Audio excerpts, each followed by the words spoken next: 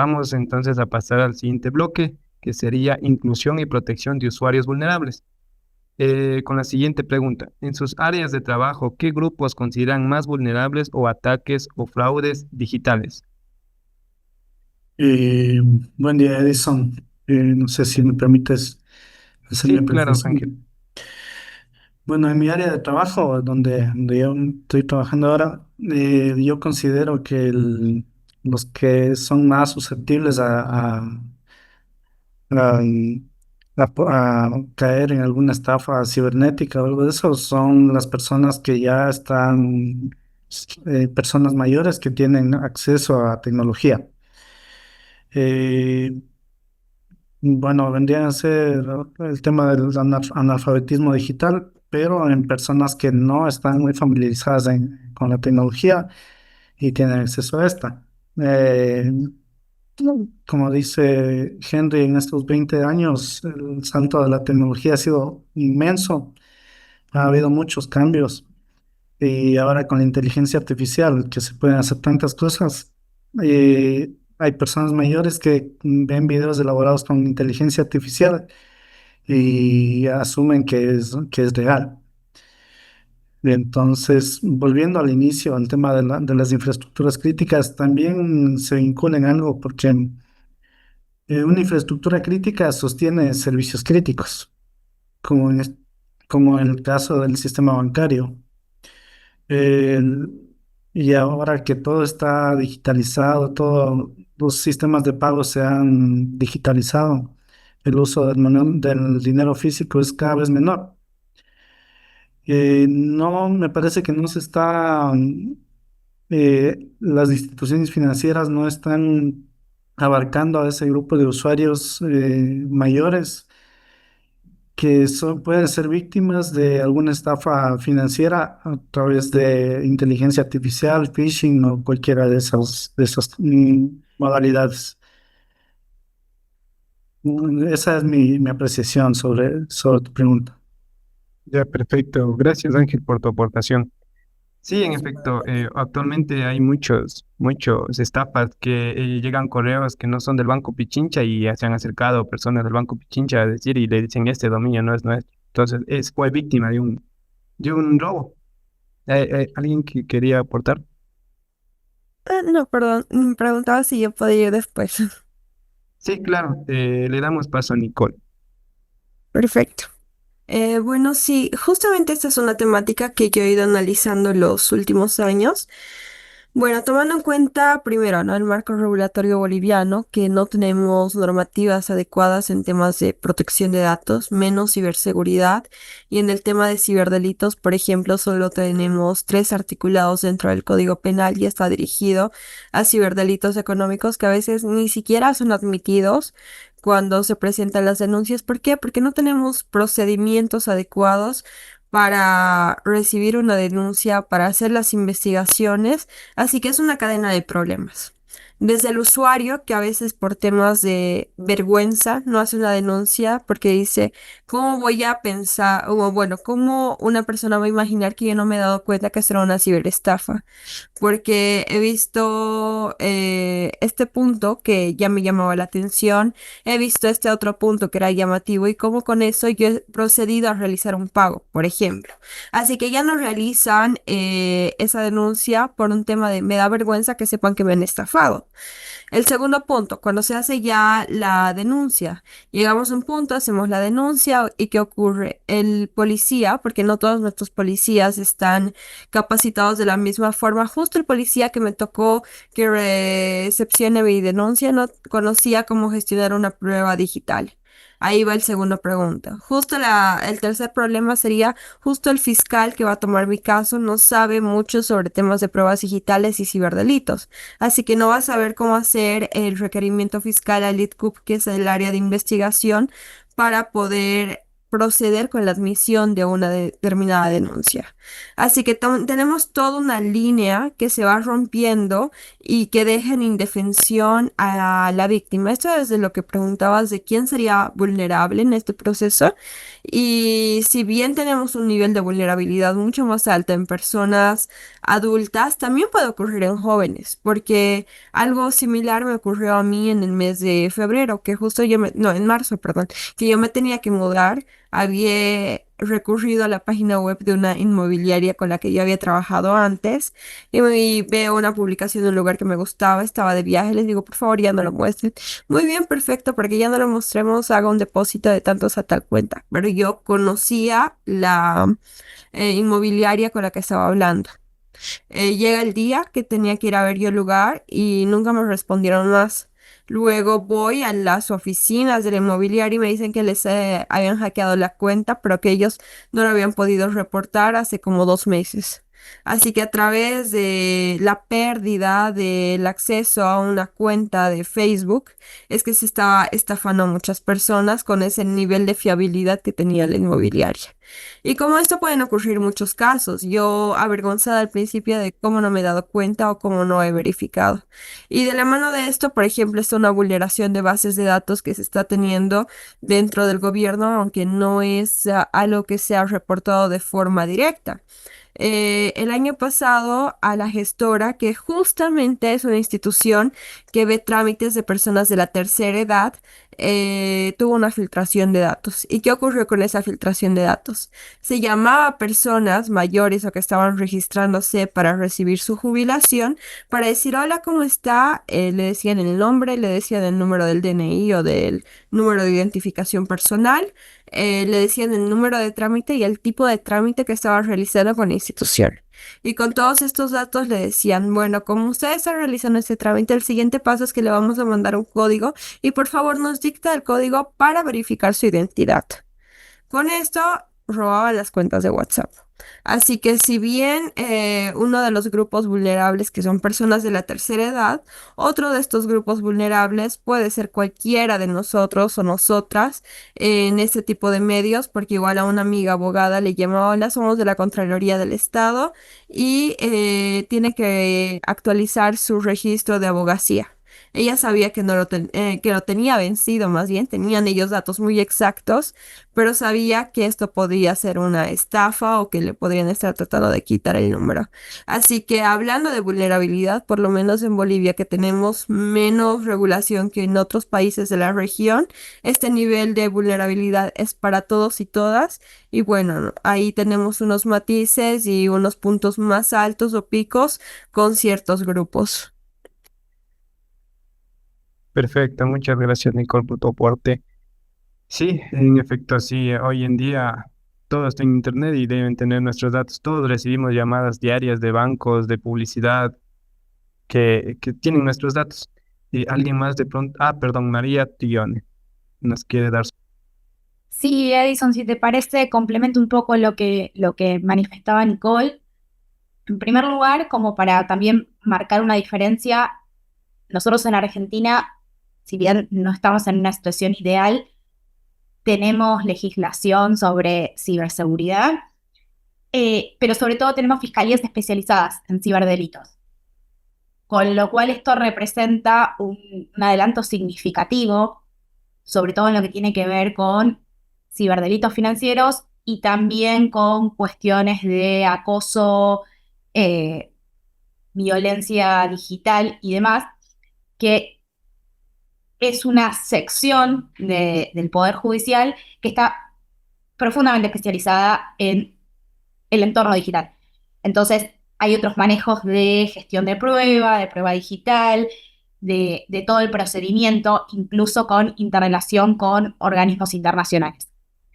Esto lo quería marcar como para también tener un punto, digamos, no sé si de referencia, porque, insisto, no estamos en una situación ideal. De hecho, tenemos graves problemas de gestión y de cuidado de registros, datos públicos y demás, pero bueno, como para ponerlo ahí sobre la mesa también.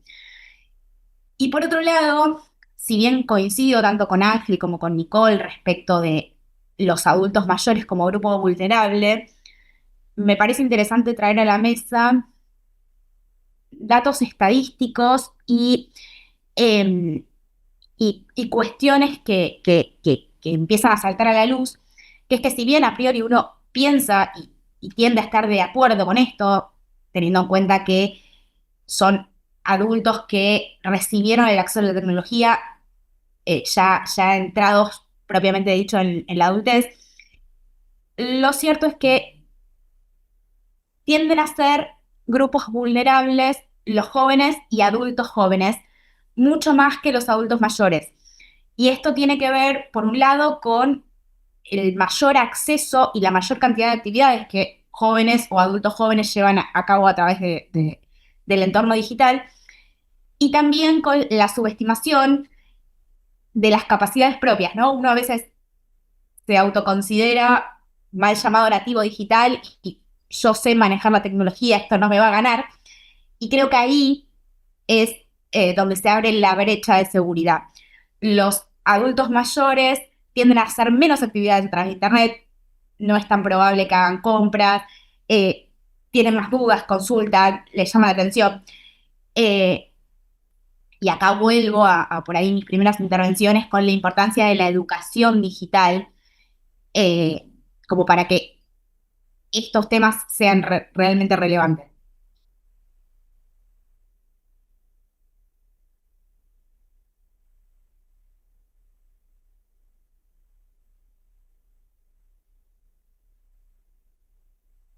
Me parece que estás en mute, Edison. Ay, perdón, gracias, Jorge. Sí, totalmente de acuerdo con María. No siempre las personas adultas son vulnerables, sino los jóvenes, quienes están en esa edad de que buscan sitios, buscan juegos en línea, muchas de las veces no tienen para pagar, pero quieren ese juego craqueado, entonces sí, son más vulnerables. ¿Alguien más que quiera acotar? Incluso me parece que indirectamente los padres de esos chicos que hacen compras de juegos también son víctimas porque se han dado casos de que el niño ve un juego por ahí y compra con la tarjeta del papá y ¡plac! Encarga la tarjeta. Entonces, no sé si a alguien le haya pasado. Seguramente sí, sí, sí pasa eso. Vamos a dar paso a Jessica Morales que nos pide la apertura.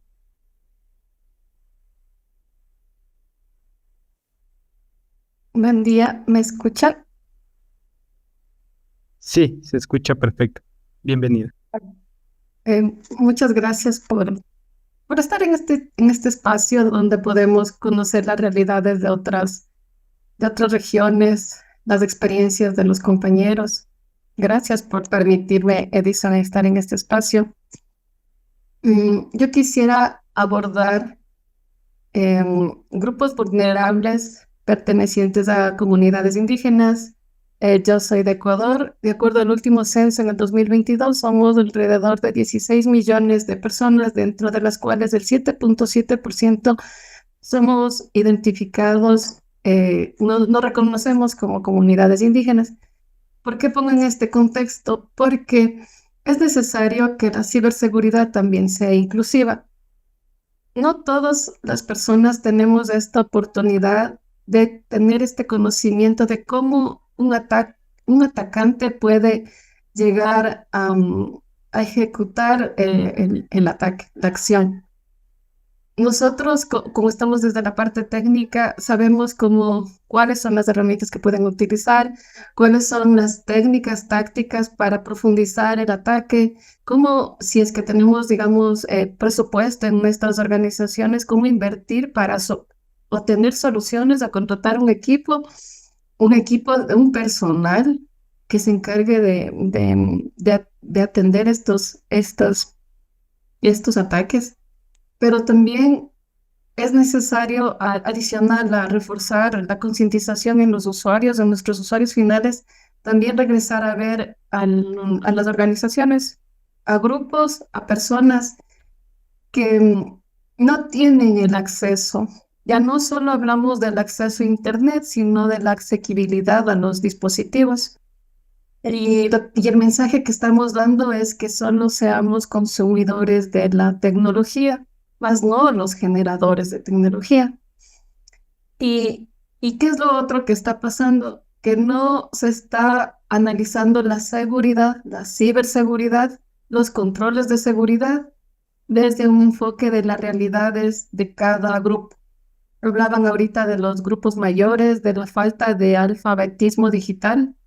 En tal caso, para las comunidades indígenas, lo que les podría decir es que falta el tema de que nuestra cultura también estén en estas plataformas, nuestro idioma materno, nuestras costumbres, tradiciones, de cómo está, digamos, el sector económico, cómo es que nosotros lo manejamos, la parte comunitaria, cómo es que nosotros em, tenemos este sentido de trabajar todos en conjunto para sacar adelante algún tema.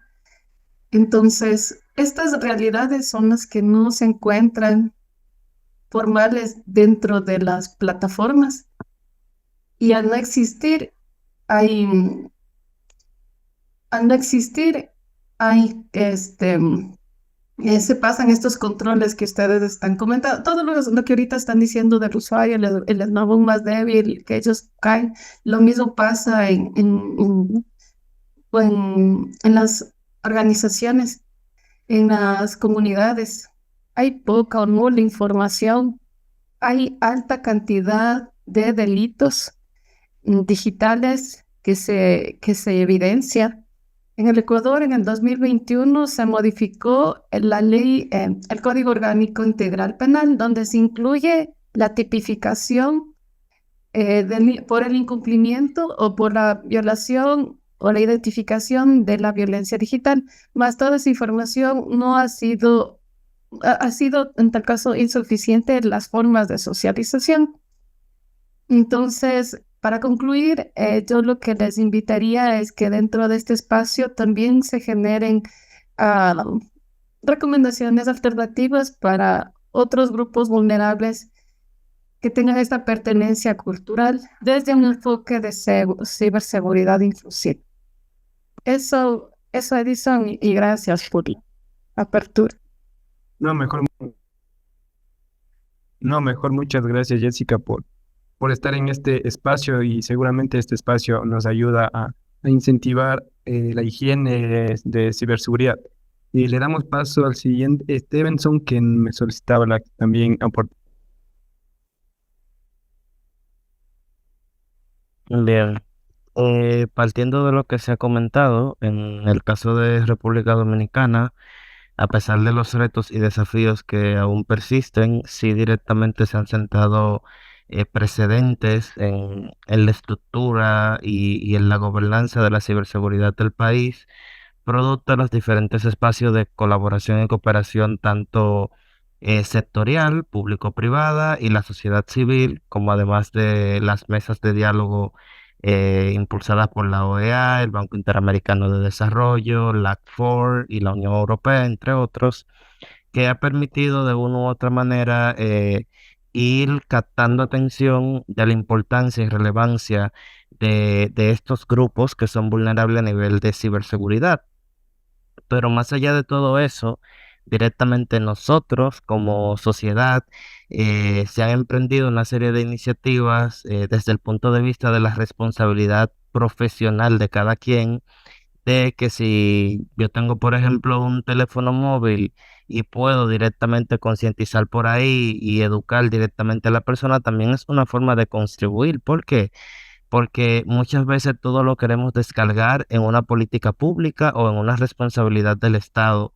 Muchas veces como usuario no existe la conciencia o el interés de por curiosidad la propia persona también decir, bueno, déjame aprender un poquito de esto o buscar de qué se trata, en qué consiste, para así directamente ir blindando un poco el espacio, porque más allá de una responsabilidad de política pública, también hay una responsabilidad de conciencia ciudadana, porque muchas veces hay países que disponen, por ejemplo, en el caso de la Unión Europea, que tienen muy buenos niveles de madurez y muy buenas estrategias a nivel de ciberseguridad y mucha acción y mucho todo, pero a la final el usuario es ajeno a eso. muchas veces ignora directamente su responsabilidad y su grado de compromiso que tiene que hacer. Y en cuanto a eso, desde República Dominicana, la sociedad civil ha hecho diferentes iniciativas que se juntan grupos de profesionales de diversas áreas y directamente empiezan a concientizar de una u otra manera a nivel de ciberseguridad. Claro está, son iniciativas que aún no tienen un roadmap de cobertura muy grande, pero sí directamente a través de la comunicación del boca a boca y de compartir las informaciones a nivel digital, sí directamente está llegando a ciertos grupos. También República Dominicana es signataria, como otros países de la región, del Convenio de Budapest, que eso ha permitido que muchas situaciones de crímenes y delitos de alta tecnología, ciberdelincuencia, tanto el cibercrimen transnacional, se emprendan directamente acciones para perseguir ese tipo de delito. Hoy en día ya hay un nuevo código penal que se ha aprobado y que tiene directamente una serie de tipificaciones en cuanto a la persecución del crimen cibernético y todas las casuísticas que hay de cara a las nuevas tecnologías, que directamente da más garra, pero a pesar de todo eso, siguen habiendo brechas de capacidades del área jurídica, porque tenemos que reconocer que ante el avance tecnológico, la ley surge luego de que muchas veces existe la tecnología o existe el delito. Y eso muchas veces en las universidades, los programas académicos van por un lado y la tecnología va por otro, que crea ciertas situaciones. Y también la puesta en disposición de muchas normativas directamente para un sistema es otra brecha que demanda directamente efectividad y proactividad a tiempo. No obstante, y vuelvo y me remito al primer punto, nosotros como profesionales del área, como conocedores de algunos puntos del área, tenemos que también aportar desde algunos espacios, incidir, hacer activismo para directamente potencializar esas brechas y fomentar directamente ese intercambio de conocimiento y capacidades en los diferentes foros y espacios de interés. No cuesta nada como por ejemplo ir un día a la escuela y buscar un espacio de mira, queremos dar una charla de ciberseguridad, una charla de ciberacoso, de ciberbullying, etcétera.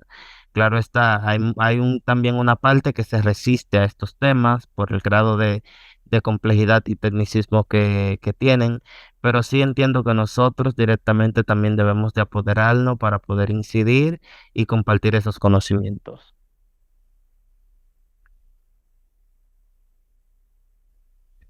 Edison. Sí, sí, ya nomás, doctor. Bueno, estaba atento escuchando. Ves que había levantado la manito un poco antes, estaba atento escuchando. Me parece súper interesante las visiones y las propuestas que desde Jessica y Stevenson pues planteaban. Lo mismo Nicole. A ver, yo quiero hacer, aquí no sé, veo que están de varios países, pero ecuatorianos creo que estamos 3 o 4. Y quisiera hacer un recorderis. Hay algunas cosas que hay que considerar. No es nuevo para nosotros empezar a hablar de la inclusión o de las personas vulnerables, digamos así, con el uso de las tecnologías y el uso de las tecnologías, ¿no? Aquí en la provincia de Bolívar, en la comunidad de Simiatux, donde es una comunidad netamente indígena, aproximadamente, a ver, voy a hablar con datos, del 95% de esa población es indígena. Y en el año, más o menos, esto ocurrió por el 2012. Se empezó un proyecto con el gobierno de aquel entonces para el uso del dinero digital. Fueron los primeros proyectos en los que se empezó a hablar de mecanismos de transacciones utilizando mecanismos digitales.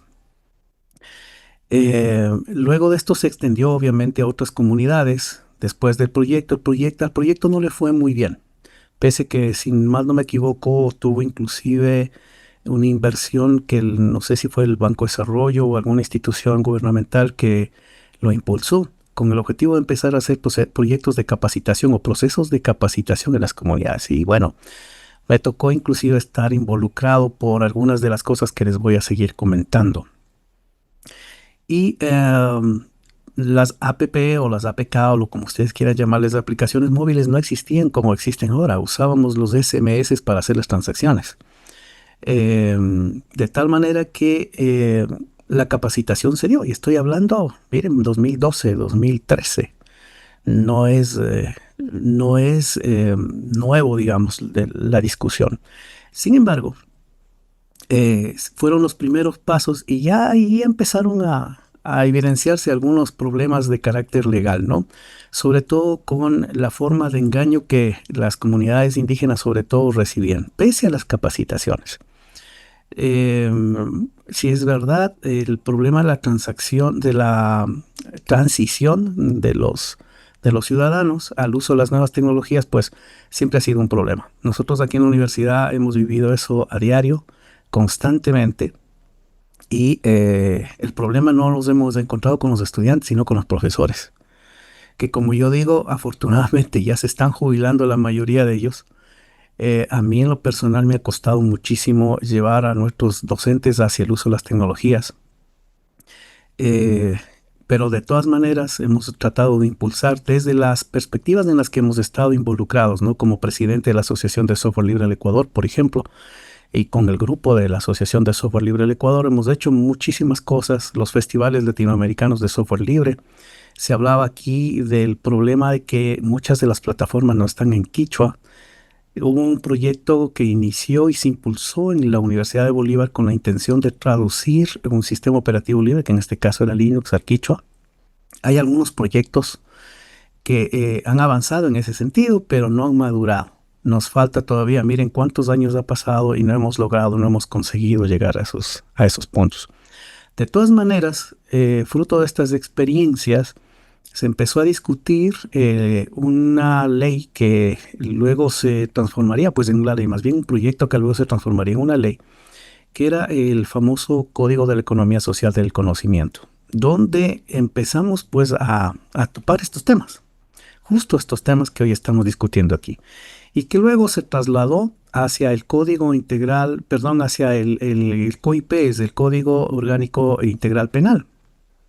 Y a partir del artículo 192 en adelante, ustedes van a toparse que la ley ecuatoriana, que la Constitución ecuatoriana protege estos derechos. Están dentro de la normativa para penalizar inclusive la protección de los datos. Fruto de eso también hace poco, bueno, digo hace poco porque esto ocurrió en el 2021, se firma primero un acuerdo para las políticas de protección de datos y posterior a eso, en el 2021, por ahí en mayo, sale la ley orgánica de la protección de datos personales en el Ecuador. Es decir, tenemos la regulación legal para poder trabajar sobre lo que implica la protección de datos fundamentalmente, porque he escuchado todo esto en las exposiciones de ustedes, donde hay un marco regulatorio. El problema no está ahí. El problema no está solo en las leyes. En el Código Integral Penal, inclusive ante ataques cibernéticos, tiene una penalización de cárcel que va de 3 a 5 años. Nosotros en la misma universidad sufrimos ataques al sistema informático de la universidad. Ataques internos, imagínense. Donde se beneficiaron un grupo de estudiantes. Después de un análisis que se hizo, pues se descubrió quiénes fueron. En fin, me tocó estar al frente de todo ese proyecto para ver cuáles eran nuestras vulnerabilidades. De todas maneras, pese a estar dentro de la universidad y haberse cometido un delito de carácter penal, la misma universidad no actuó como debería. Fuimos muy tibios en las decisiones que se tomaron. Y esto implicó de que se dejara una señal de que no estábamos muy bien preparados pese al marco legal. Entonces, lo que está faltando es educación. Nos falta educación. Nos falta hablar de esos principios que ya son inclusive morales, donde la academia ha intentado, no como debería, pero he intentado hacerlo. Y han sido más bien los actores sociales, o hemos sido los actores sociales que involucrados en otro tipo de organizaciones, como les acabo de comentar, por ejemplo, la Asociación de Software Libre del Ecuador, que desgraciadamente en los 2 últimos años ha perdido el protagonismo que tenía hace años atrás. está el Festival Latinoamericano de Instalación de Software Libre, porque no solo se habla de software libre, sino que también hablamos de este tipo de cosas en los festivales. Hoy estamos hablando de datos abiertos a propósito dentro de que de un par de semanas, pues, con CIESPAL se está organizando un evento muy interesante hablando de estos temas. Y es desde esos espacios donde hemos podido nosotros empezar a tratar de hablar de la cultura de la protección de nuestros propios datos. El uso de las redes sociales, exagerado, excesivo. Yo justo tenía por aquí unos, si me permiten, voy a contarles rápidamente una encuesta que yo había hecho el año pasado, o antes de terminar el ciclo más bien, sobre el uso que le dan los chicos a las redes sociales. Imagínense que el 62% de nuestros estudiantes usan Facebook, el 90% usan TikTok y el 90% WhatsApp. Y el tiempo que le dedican a estas redes sociales es asombroso, ¿no? El 36% de nuestros alumnos están al menos 10 horas colgados en este tipo de tecnologías, con este tipo de tecnologías. El 26% está por ahí alrededor de 6 horas como máximo y el 18% algo así como 2 horas. Es decir, que la mayoría de nuestros estudiantes se pasan conectados en Internet, se pasan colgados ahí y no saben que dejar un canal abierto en un móvil, en una PC, implica algún tipo de vulnerabilidad al que están expuestos. De hecho, Seria nosotros casi semanalmente, quincenalmente nos está enviando datos de ataques que ocurren a nuestros servidores, a nuestra infraestructura. Más allá de los gastos que esto implica o de los costos que esto implica, porque montar una infraestructura de protección perimetral y demás, un firewall de alta gama, por decirlo así, no es barato. Las licencias no son baratas, pese a que, bueno, yo soy un defensor del uso del software libre. Insisto mucho en que nuestros IDS, nuestros IPS estén montados sobre este tipo de infraestructuras, montar un honeyspot para determinar dónde ocurren este tipo de ataques y un poco prevenir lo que Seria hace, ¿no? Muchos pensamos que las universidades no tenemos tiempo para eso. Y yo difiero un poco, tenemos nuestra propia gente que está preparada en el campo del uso de estas tecnologías. Y es en las universidades donde se debe desarrollar este tipo de cosas, pues. Ahí es donde debería, si desde las universidades, compañeros, nacieron estas políticas. Para los más jóvenes quizás no lo conocen. Los que están aquí presentes a lo mejor, los que no son del país, obviamente no. Pero desde el 2014 existen políticas públicas, está en la Constitución. Las normativas lamentablemente no se fueron desarrollando como a la velocidad que deberían.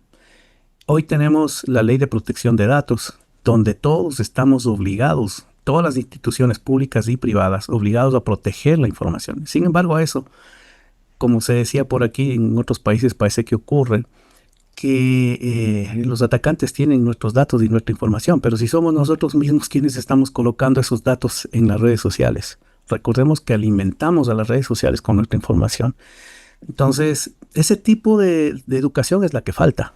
Ese tipo de trabajo es el que falta. Y yo he hablado con la gente, inclusive en Seria, con la intención de que más allá de lo que Seria hace con las universidades y con otras instituciones, también empecemos a hablar de la socialización, de la importancia que tiene el autocuidarnos, de a lo mejor desarrollar también tecnología al interior de nuestras propias universidades que nos permita ir trabajando sobre esta problemática. Y ahí les invito pues a quienes quieran sumarse en este tipo de proyectos. Nosotros siempre estamos abiertos a discutir, a conversar, a charlar y de pronto a unir esfuerzos para que esto se concrete, ¿no? Gracias, Ace. No, muchas gracias, doctor, que siempre enriquece el conocimiento con sus experiencias y vivencias a través de los años. Tenía aparte Mariana Trione, voy en orden, quizás si no está en orden, me disculpen ya. Y listo, María. Si te parece y les parece, quiero hacer 3 aportes vinculados un poco con lo que conversó Steverson, Henry, que creo que va muy de la mano, y un dato extra de, si se quiere, de color, como para sumar también al aporte. En primer término, Stevenson hablaba de la responsabilidad que tenemos nosotros como profesionales, y un poco Henry también lo planteaba desde los intentos de la academia y el impulso de los actores sociales, ¿no? Como fuentes de generación de cambio. Y acá me parece importante traer lo que considero que es un desafío para nosotros como profesionales, como interesados en estos temas, y que tiene que ver con lograr trasladar a la sociedad civil, al individuo, la importancia real de estos temas. No solo desde el colectivo o desde los distintos colectivos, academia, sociedad civil, sino al individuo en su calidad de persona, digamos, ciudadana independiente. ¿Y a qué voy con esto? Muchas veces nos juntamos, personas que estamos interesados, que nos apasionan estos temas, y encontramos un montón de riesgos, de fallas, de falencias. Tenemos ideas de cómo mejorar, de qué hay que trabajar, de potenciar la educación y demás. Y entiendo que tenemos primero un problema de comunicación, de cómo logramos trasladar esto al llano, de cómo logramos bajarlo desde nuestro tecnicismo hacia la realidad cotidiana. Y también tenemos un desafío que es que aquellas personas de nuestras comunidades con graves problemas económicos, con problemas estructurales, con problemas educacionales, le den la relevancia que estos temas tienen. ¿A qué voy con esto? No sé si ha pasado en sus países la captación de iris, de los datos del iris. Bueno, por una módica suma en criptomonedas. Claro, todos los que trabajamos en datos personales, en protección, en ciberseguridad, nos alarmamos y con razón.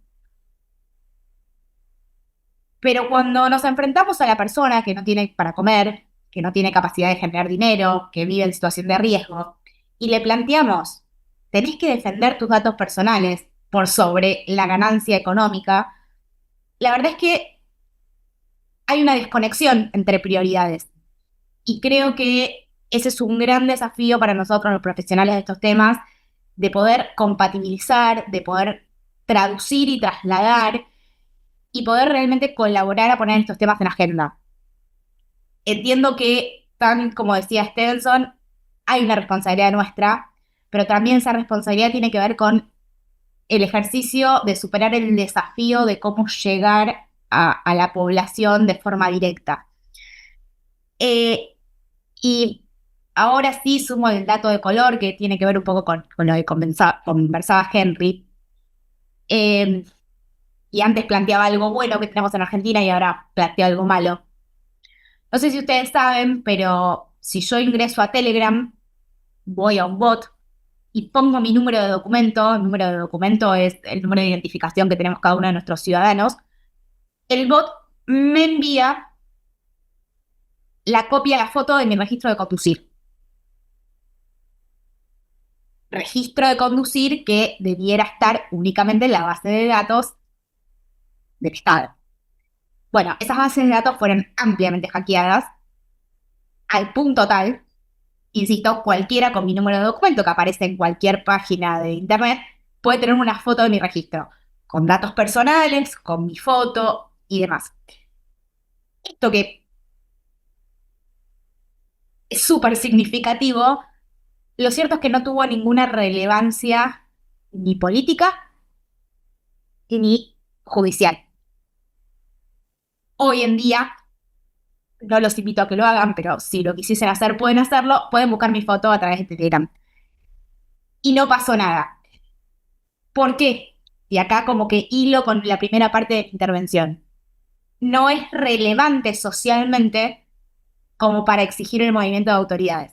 Entonces, bueno, me parece que todo esto suma como para el debate y para enriquecer esta mesa de diálogo. Perfecto, María, muchas gracias. Tenía también el aporte de Jorge Merchan. Sí, hola, gracias, Edison. Me parece bastante interesante en realidad todo lo que han comentado ahora mismo Nicole, Henry y María. espero tener el tiempo suficiente para poder encapsular todo esto de aquí. Nada más me gustaría, tal cual como dijo Henry, estamos de varios países. No sé si está alguien de Brasil, pero bueno, al final del día, lo que hemos hecho nosotros como Ecuador o como sede realmente es trabajar muy de la mano ahora mismo con Brasil. Estamos trabajando justo con el RNP de Brasil, o CAIS como se conoce, para llevar a cabo varios esfuerzos en general para tratar de seguir el modelo de ciberseguridad que ellos tienen. Es bastante interesante el ecosistema que ellos manejan, tanto a nivel gubernamental, nacional y sectorizado. Y en varios meses de trabajo en conjunto con el Mintel, con el EQCR, hemos propuesto estas diferentes arquitecturas como ellos manejan la seguridad en general para el país. En todo caso, miren, estas iniciativas se llevan de manera regional con Red Clara. Si es que alguno quisiera unirse a estas iniciativas para que esos países de alguna forma quieran revisar esto, pues con muchísimo gusto podrían ponerse en contacto conmigo. Y de la misma manera, pues trabajamos con la Unión Europea en conjunto con un proyecto con Cyber for Dev o EU Cybernet como está ahora, que normalmente está LACFOR en República Dominicana. Stevenson debe conocer muy bien, está ahí asentadas las bases directamente. Existen varios miembros a nivel regional e internacional que tienen varias de estas iniciativas, inclusive para la parte de concientización. Nosotros tenemos un curso abierto, gratis, libre, que pueden tomarlo cualquier persona a nivel internacional. En unos momentos les comparto el enlace. Sin embargo, a dónde quería llegar ahora mismo es que me parece interesante lo que dijo Henry, y complementando un poco también lo que acaba de decir María, y me parece que se salió la otra persona que tocaba un poco de los pueblos indígenas. En realidad, nosotros como Ecuador tenemos varias leyes y varias normativas vigentes. Tenemos la Ley Orgánica de Protección de Datos Personales, tenemos el Reglamento General que está aún en borrador, pero espero que salga en los próximos meses. Ya lo han tocado varias veces el Código Orgánico Integral Penal. También tenemos la Ley de Comercio Electrónico y Firmas Electrónicas. En ese contexto, pues justamente el día de ayer se presentó ya un borrador de las iniciativas que se tiene para comenzar a organizar y básicamente a depurar esas estafas que se tienen en el comercio electrónico. He tenido la oportunidad de participar en varias de estas mesas y en realidad el borrador o el roadmap que se tiene ahora mismo es bastante interesante en conjunto con el Mintel. También tenemos la Ley Orgánica de Ciberseguridad, me parece bastante interesante en general esto aplica para todos los sectores a nivel nacional. Asimismo, estoy seguro que este es su conocimiento para las personas que somos de acá de Ecuador. Está el Esquema Gubernamental de Seguridad de la Información, o el EXI en su versión 3, como se conoce, que es una copia básicamente de la ISO 27001 en su versión 2022. Sin embargo, hay buenos lineamientos y bastante interesantes que nos permiten básicamente apoyar en varias estrategias para mejorar la seguridad dentro de nuestras instituciones. Y finalmente, pues tenemos la política de seguridad de gobierno central. Es una política netamente para el sector gubernamental o el eje presidencial como tal. Y adicional a eso, pues la norma técnica de protección de infraestructuras críticas. Eso se está trabajando en conjunto con el Mintel. No sé si sabían, actualmente ya el CECIR Nacional está comenzando a tomar bastante acción en conjunto con el EQCER, y como lo mencionó Stevenson también, pues en conjunto con la OEA y con otros grupos como la ACPOR y otros grupos internacionales también. Esto lo traigo acá porque son insumos que nos apoyan directamente a nosotros como país a mejorar la ciberseguridad. Sin embargo, hay que considerar dos puntos estratégicos, ¿no? La una es sectorizar, digamos, nosotros como profesionales técnicos en el apoyo institucional, tanto en los diferentes sectores financiero, académico o de gobierno como tal. Sin embargo, hay un punto que queda muy de la mano, y es la parte de capacitación o concientización como tal. Y eso en general, como yo les comentaba, ahora mismo les voy a compartir un enlace para que ustedes puedan tomar este curso. Está abierto y es open. Pueden compartirlo dentro de sus instituciones, tanto a nivel nacional como internacional. La parte de capacitación y concienciación, ya lo han dicho muchas veces, lo ha tocado María, lo ha tocado Henry, lo ha tocado Nicole. En realidad, hay muchos grupos vulnerables, pero si es que nosotros consideramos que ahora mismo la mayoría de personas que están entre los, no sé, posiblemente menos de los 8 años o desde los 8 años hasta los 25, son personas que ya nacieron con tecnología, son personas que ya nacieron con el teléfono al lado. Entonces, miren el riesgo que cada una de estas diferentes personas, sin importar el sector, sin importar la etnia, sin importar el sexo, en realidad estamos sujetos a varios riesgos, como lo indicó María. Entonces, realmente el punto clave y la evangelización que nosotros hemos hecho del lado de Cedia es que más allá de ser profesionales en indicar las tecnologías, en indicar los marcos regulatorios, etcétera, etcétera, es que comencemos a concientizar en el círculo en donde más tiempo lo llevamos. En este caso, en nuestras familias, tal vez en el trabajo, pero aquellas personas que tal vez están desapegadas un poco de tecnología y para aquellas personas que lo están usando en el día a día. Si más bien, únicamente quiero aportar esta parte de aquí para que nosotros seamos los impulsores, más allá, como les digo, de las instituciones donde trabajamos, en el círculo en donde pasamos la mayor cantidad de tiempo y con aquellas personas que posiblemente utilizan la tecnología sin esa concienciación de los riesgos a los cuales estamos sujetos. Eso, mis estimados amigos. Muchas gracias, Jorge. Sí,